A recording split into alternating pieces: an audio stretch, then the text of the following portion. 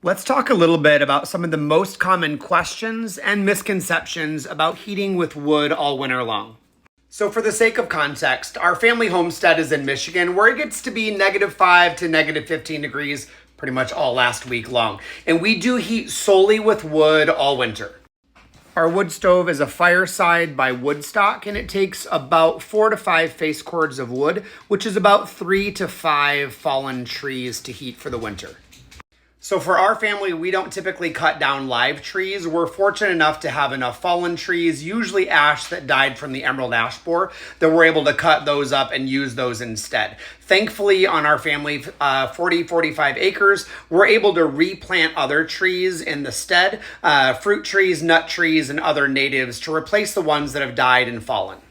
Now, the wood stove that we have uses a double burn catalytic converter that actually is very, very clean burning. So when we clean out the chimney at the end of the season, there's about 1/2 of a cup of creosote at the end of the season. So very, very clean burning. The other nice thing is it also uses soapstone, which uses like a radiant heat style of heating that is very, very long lasting, like 12 hours per load. You can also get these little eco fans that this will actually transmit the heat and the air throughout the house. This is not electric. It actually runs by the heat of the wood stove itself. And that little thing, I kid you not, will move the air around the 1,500 square foot home. And yes, I know there are many, many other types of wood burning stoves, the old cast iron stoves, which honestly are not very efficient. You could do mass or rocket mass heating, but they do take a lot of maintenance, not just to get the fire up and going, feeding the fire.